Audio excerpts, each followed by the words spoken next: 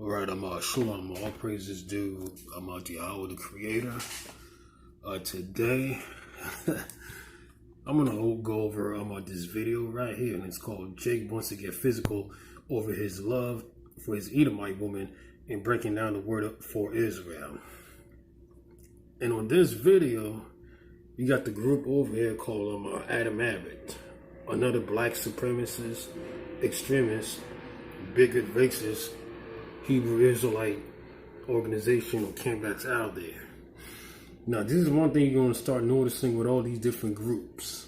They love to utilize Deuteronomy 7:3 to try to justify and insinuate and say that you're not supposed to deal or marry any other non-Israelite woman or any other woman of the other nations. So I'm going to start the video right now, and I'm going to show y'all all the trickery that's going on right there. Hold on.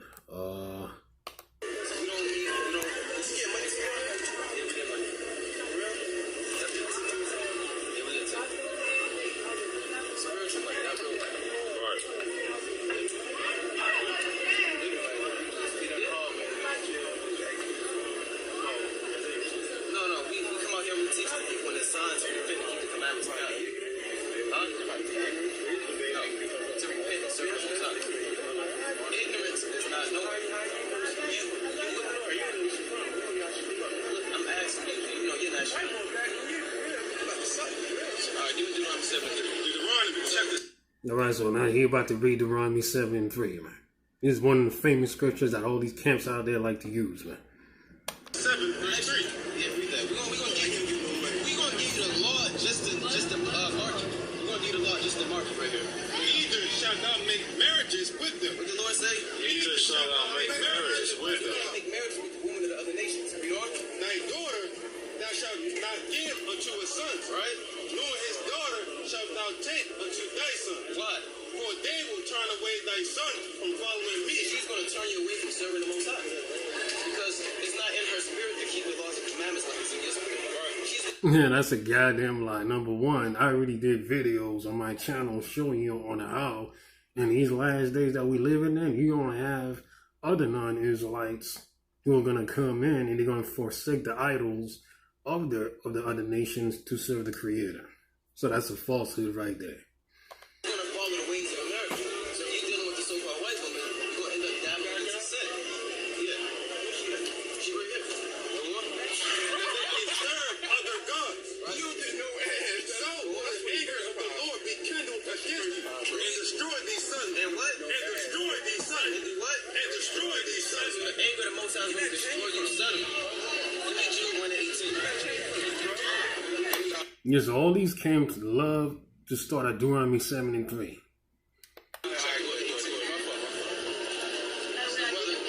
It's not for you. This isn't for you. Read that. Book of Jude, chapter 1, verse 18. I'm just letting y'all know, like, I ain't around. I'm sitting down. Read that.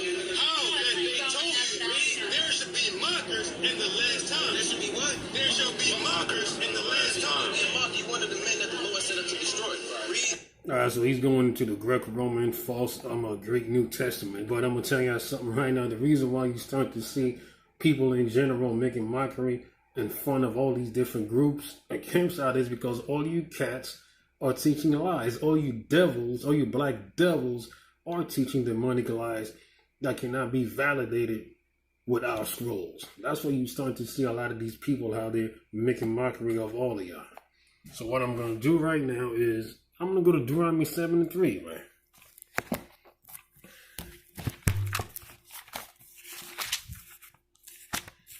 I'm going to go to Deuteronomy 7:3, and I'm going to read what he just read. Let's see. And it says, you shall not intermarry with them. You shall not give your daughter to his son, and you shall not take his daughter for your son. For he will cause your child to turn away from after me, and it will worship the gods of others. Then Yahweh's wrath will burn against you, and he will destroy you quickly. But here's the problem right here. They never want to start at verse 1. Because when you go back and read the whole context of the whole chapter, that was talking about when Israel at that time was on their way of pretty much taking over the land of Canaan. That was talking about at that time. And being the fact that all these groups out there, for the most part, are teaching that white people are Edomites, you're going to find out that Esau or the Edomites are not even mentioned in Deuteronomy 7:1. So I'm going to start right now. And it says, when Yahweh your God will bring you to the land to which you come to possess it, and he will thrust away many nations from before you. The Hittite, not Edomites, since they're teaching that white people are Edomites.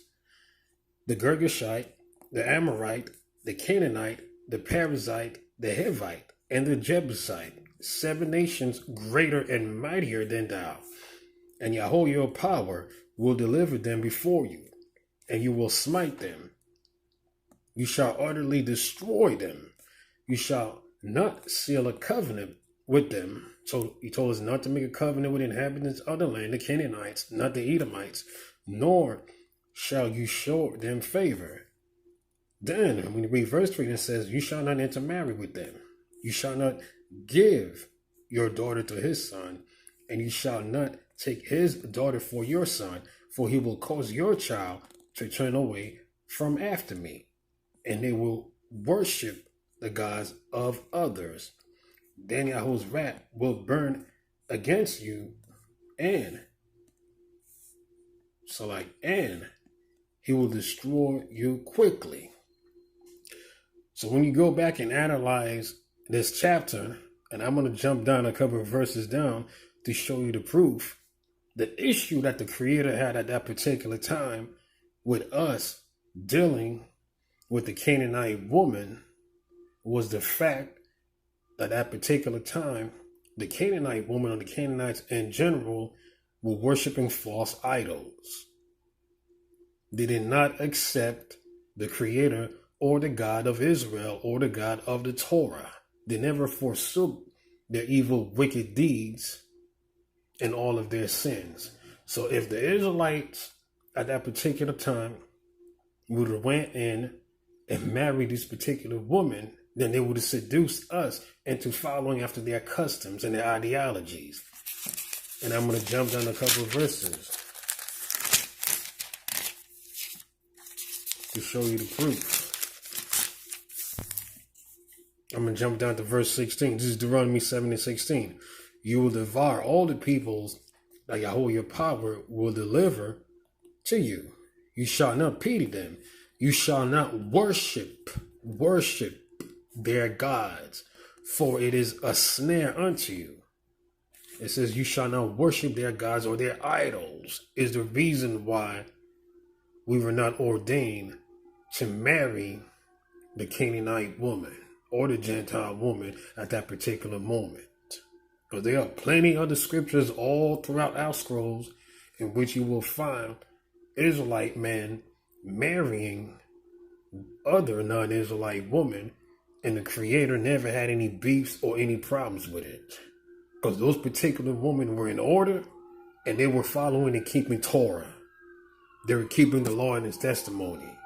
Period. I'm going to read it again. And it says, your eye shall not pity them. You shall not worship their gods, for it is what? A snare for you. I want you to remember this. It says it is a snare for us, right? I'm going to stop right there. Matter of fact, let's see. I'm going to go to Exodus.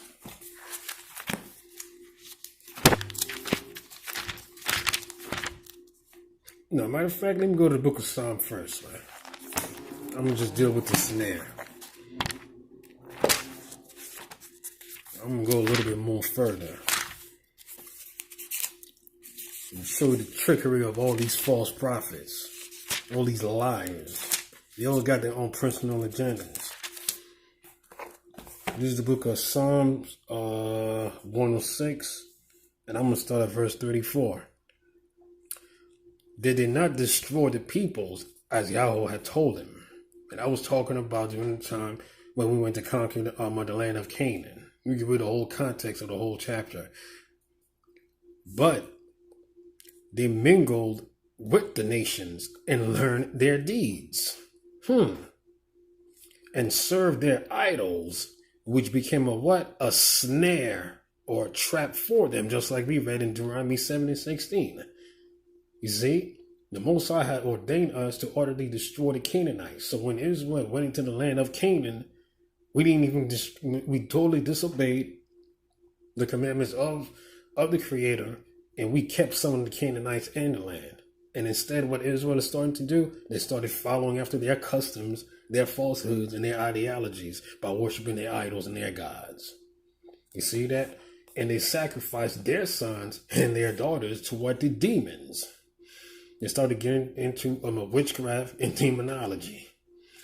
They spilled innocent blood, the blood of their sons and their daughters, whom they sacrificed to the Canaanite idols, and the land was polluted by the blood of guilt. You see? I'm going to go to Exodus 34 and 11. I'm going to show y'all another proof that the Creator had an issue with us dealing with pagan, Gentile, stranger, heathen, non-Israelite woman. Because there's no law in the scriptures that says that we're not supposed to deal with the woman of the other nations. That's a falsehood that all these different camps been spewing for God knows how many years. So I'm going to the book of Exodus. Let's see. Watch this. Peep game. Exodus 34 and 11. It says, beware of what I command you today. Behold, I drive out before you the Amorite, the Canaanite, the Hittite, the Perizzite, the Hivite, and the Jebusite. The vigilant lest you seal a covenant with an inhabitant of the land to which you come, lest he be a snare. There goes the word snare again, or trap unto you. But our forefathers did that. Unfortunately, rather you shall break apart their altars, which we didn't even do, smash their pillars, and cut down their sacred trees. For you shall not prostrate yourselves to an alien god, for the very name of Yahweh is jealous. One, he is jealous, he is a jealous God.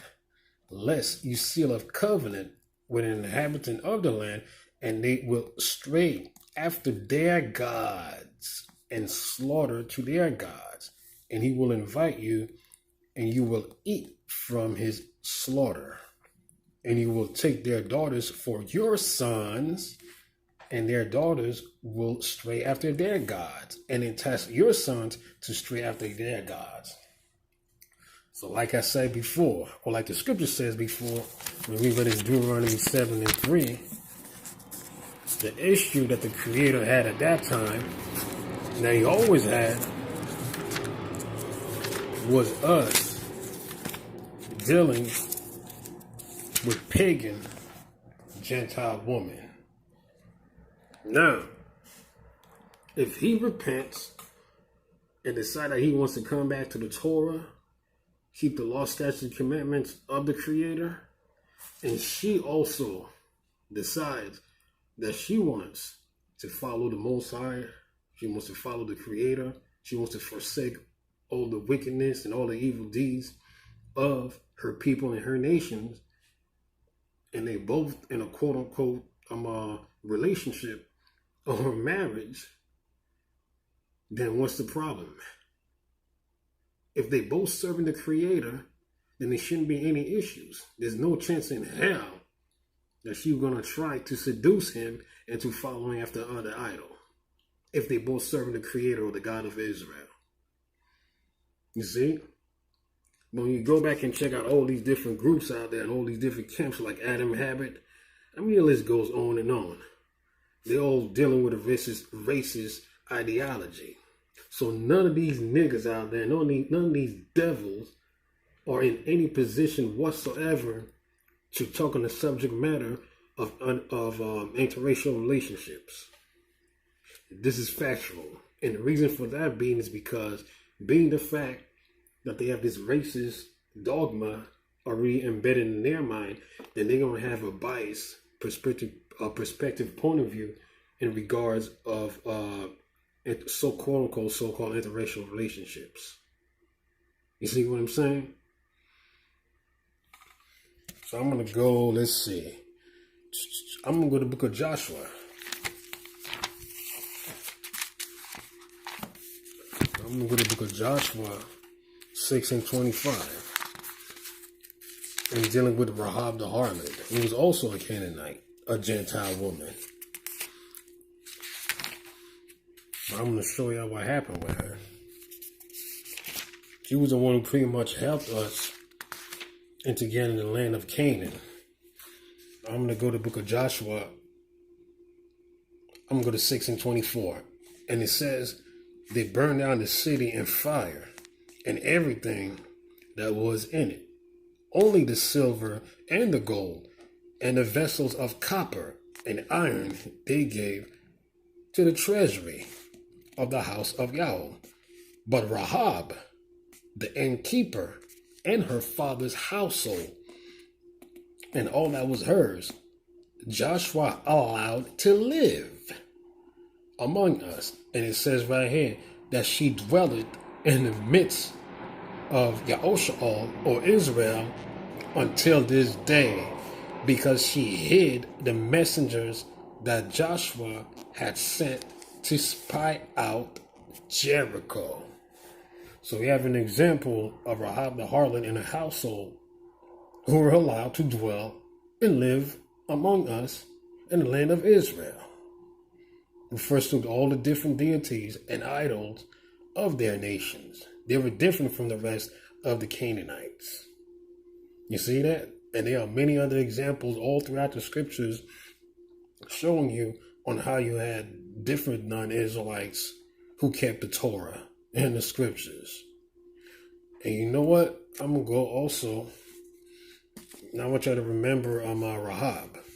I'm going to show you who Rahab was. I'm going to go in the book of Mattatyahu, or the real book of Matthew, the real gospel of Matthew, not that Greco-Roman New Testament that's circulating right now. I'm going to go in the book of Matthew.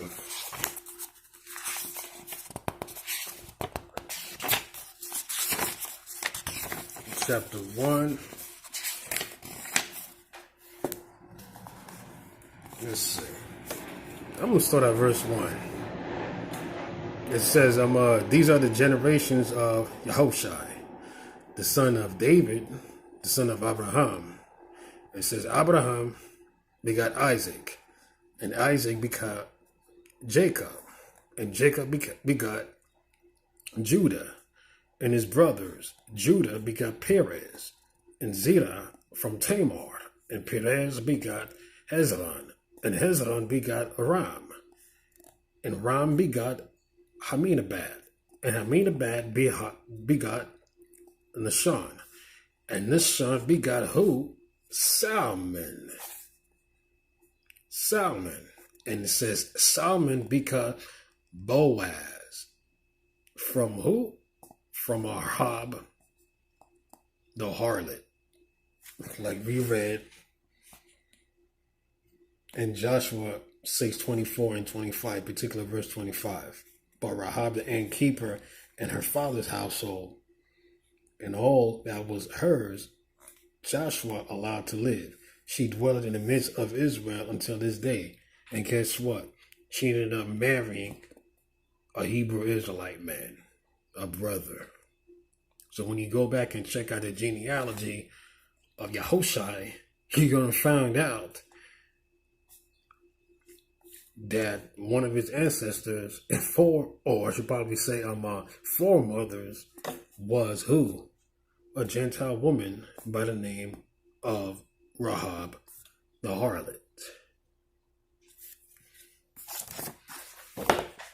But then you got all these liars out there, all these deceivers. Hold on, let me see. Right, you got all these deceivers out there, and liars, devils, black supremacists, groups such as Adam Abbott, and there's plenty more out there, lying to you in regards to Deuteronomy 7:3. And they're lying to you on the precepts of the scriptures also, dealing with Ezra and so on and so forth. When we go back and check out our scrolls, the history of our scrolls, it's not a sin for Israelite man to be dealing or marrying Gentile women, as long as they're keeping the Torah and serving the Creator and have not forsaken or have forsaken all the evil deeds and evil ways of their nations. So you got to be aware for all these different groups and organizations and these camps.